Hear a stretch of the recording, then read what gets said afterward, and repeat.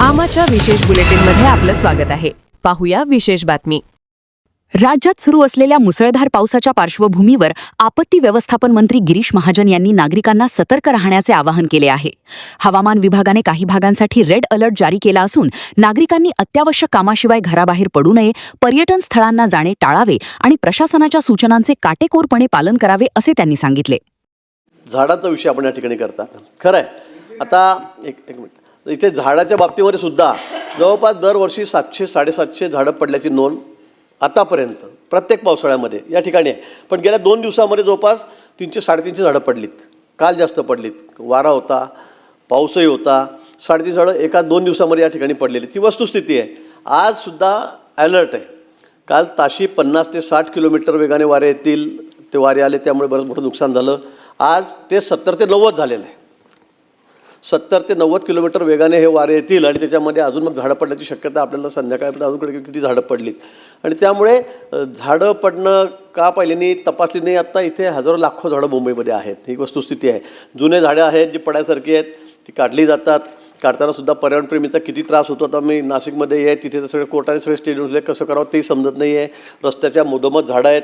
इतके लोक तरुण त्या ठिकाणी रात्रीभरात जाऊन ते गाड्या ठळकतात, ते शेकडोच्या संख्येमध्ये मरतात दरवर्षी. पण झाडाला हात लावायचा नाही, लोक मेले तरी चालतील असे काही आग्रह पर्यावरणप्रेमींचा त्या ठिकाणी आहे. मग आता करावं काय, झाडं काढावे की नाही, असा हे सगळा दोन्हीकडून प्रश्न त्या ठिकाणी आहे. निश्चित निसर्गाचा कुठे ऱ्हास होता कामा नये, टिकलंच पाहिजे, झाडं असलीच पाहिजे. आम्ही लाखाच्या संख्येत झाडं लावतो आहे, पण 50-100 झाडं आम्ही काढू देणार की ज्यामुळे दरवर्षी इतके लोक मरत आहेत, असाही आग्रह काही लोकांचा असतो.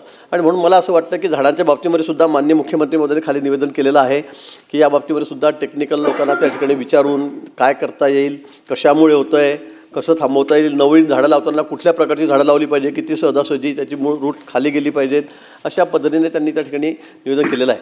आपण ज्या पद्धतीने त्या ठिकाणी आता अजून 2 दिवस, आज आणि उद्या, हा रेड अलर्ट आज आणि उद्या या ठिकाणी आहे.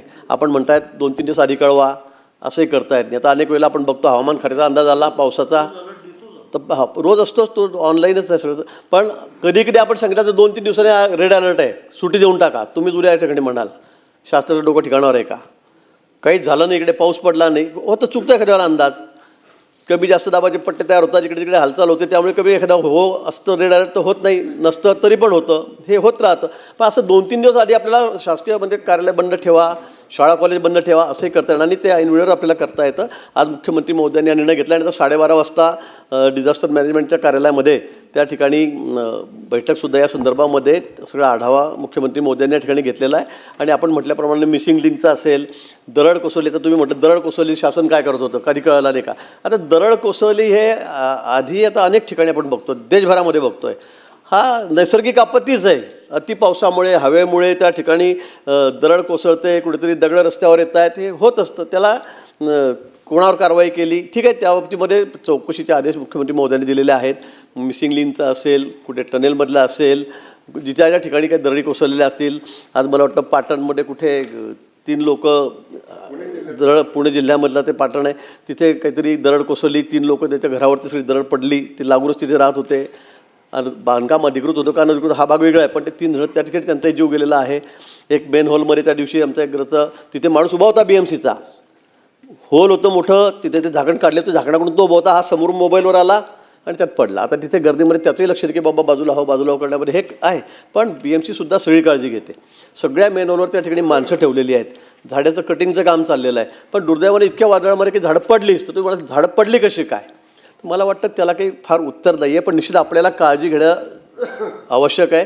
जी काळजी घेण्यासारखं आहे ते सर्व महापालिका घेते, राज्यभरामध्ये सरकार घेतं आहे. SDRFची टीम आमच्या आहेत, NDRFच्या सगळ्या टीम अलर्ट बोर्डवर त्या ठिकाणी आहेत. ठिकठिकाणी ज्या ठिकाणी धोका आहे, गंभीर धोका आहे, त्या ठिकाणी सगळ्या टीम त्या ठिकाणी जाऊन पोहोचलेल्या आहेत. त्यामुळे मला असं वाटतं की आज वातावरण अधिक खराब आहे, बाहेर वादळ चाललेलं आहे. आपण सगळ्यांनी काळजी घेतली पाहिजे. जाता येताना एखादं झाड, जसं परवा ते शाळेच्या मुलावर पडलं दुर्दैवाने आणि त्याचा त्या गाडीवर पडल्यामुळे त्याचा मृत्यू झाला, तसं कुठेही धोका होऊ नये. आणि म्हणून शासनाने सांगितलं की खाजगी ऑफिसमध्ये वर्क फ्रॉम होम, घरी बसूनच काम करा. शाळा कॉलेज आहेत त्यांना त्या ठिकाणी सुट्टी दिलेली आहे. आणि म्हणून विधानसभेमध्ये मग येणारा स्टॉप असतो, कर्मचारी असतात, माणसं असतात. आणि त्यामुळे आज आपण निर्णय घ्यायचा आहे. खाली विधानसभेमध्ये निर्णय झालेला आहे, आपण स्थगित करावं.